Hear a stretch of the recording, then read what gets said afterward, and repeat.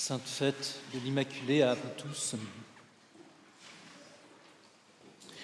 Depuis 6 ou 7 ans, mon papa connaît la maladie d'Alzheimer, vous savez, qui fait sauter les filtres et qui, bien souvent, révèle des choses pas très belles, la jalousie, l'acrimonie, le ressentiment, etc.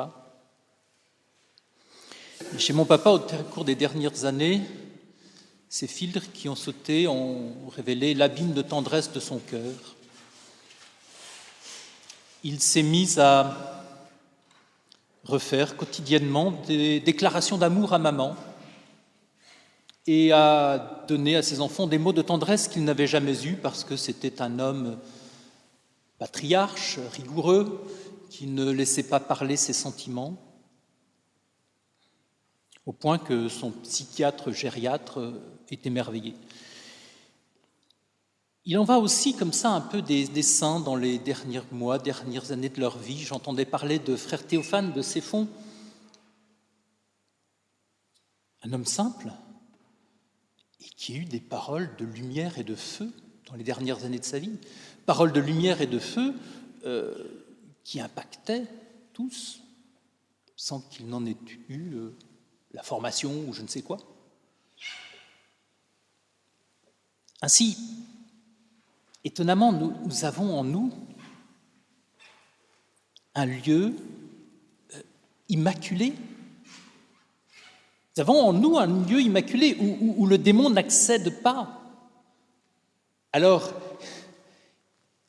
il met beaucoup de bruit, il met beaucoup de parasitage, précisément pour que nous n'y accédions pas. Pour que ce que nous entendions uniquement, c'est « tu es un pécheur ».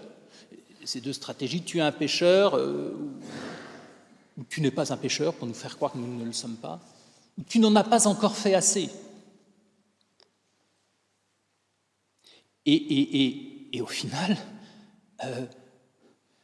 nous n'entendons plus ce lieu où Dieu nous parle.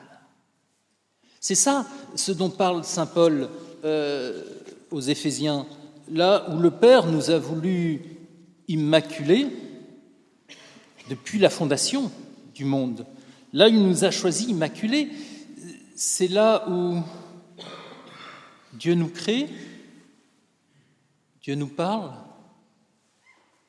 Dieu nous vivifie de son esprit. Et souvent, on n'en a pas beaucoup, on n'y a pas beaucoup accès. On finit même par l'ignorer, ce projet initial qui est déjà incoativement réalisé en nous de cette pureté, de cette immaculée. Vous savez, c'est comme le fils prodigue qui revenait vers son père tellement conscient de sa culpabilité, de son indignité, qu'il ne s'estimait plus fils. Et qui néanmoins continuait de l'appeler père. Et donc il y avait bien un lieu en lui qui se reconnaissait encore fils, sans qu'il puisse y accéder, parce que sa conscience était pourrie par son péché. Et si nous célébrons aujourd'hui l'Immaculée Conception, c'est pour accéder là. Parce qu'elle, c'est là qu'elle a vécu. Alors, évidemment, par une grâce particulière, puisqu'elle n'a pas pu être parasitée, infectée. Elle a, depuis le début, vécu dans cette conscience qui était quoi ? Précisément là où Dieu lui parle. Elle a, depuis sa plus petite enfance, accédé à la parole de Dieu qui lui parlait avec une adhésion d'une simplicité unique. Précisément cette adhésion que Ève perd au moment où elle prend le fruit, ce dont nous parlait la Genèse, parce qu'elle veut prendre. Mais elle, le désir dont elle vit, ce lieu de pureté où elle vit, est tellement fort qu'elle préfère ne faire qu'attendre cette parole, et plus encore, cette parole qui lui parle, cette parole qu'elle accueille. Mais si nous célébrons ça, c'est parce que c'est pour nous, parce que sa pureté lui permet de communiquer, sa maternité n'est que pour que nous accédions à nouveau à ce lieu sans attendre que nous ayons Alzheimer ou les dernières années de notre vie, bien que, c'est vrai, le chemin de sainteté permet souvent ces choses-là. Mais alors nous ne sommes pas dans la joyeuse espérance, nous sommes dans la vallée des larmes en permanence, à ne vivre que de nos culpabilités, nos ratés ou nos ambitions fausses. La choisir comme mère aujourd'hui, c'est faire l'expérience de cette douceur, de cette tendresse, de cette simplicité,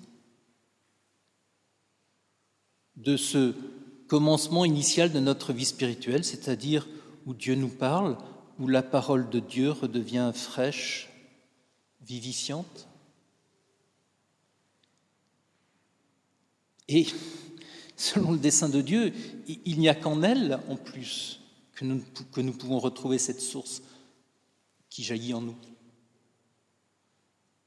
C'est elle que le Père a voulu pour la mère de son Fils, mais la mère de son Fils, la mère du Rédempteur, et c'est en elle que devons aujourd'hui demander de refaire cette expérience initiale, vous savez, celle qu'on a peut-être tous un peu fait un jour, où tout d'un coup la parole de Dieu nous a parlé avec une limpidité, avec une force, avec une pureté, qui nous a fait sans inquiétude, sans souci, ce qu'elle ne cesse de répéter chaque fois qu'elle apparaît à Juan Diego. On célèbre Juan Diego aujourd'hui. Que ton visage ne se trouble pas, elle lui dit, que ton cœur ne se trouble pas. N'aie aucune peur de cette maladie, aucune angoisse, aucune amertume. Ne suis-je pas ta mère, moi qui suis là? N'es-tu pas sous mon ombre, sous ma protection? Ne suis-je pas ta santé? N'es-tu pas dans le pli de mon manteau? Ne reposes-tu pas heureux en mon sein? Non, n'aie aucune angoisse, aucune amertume.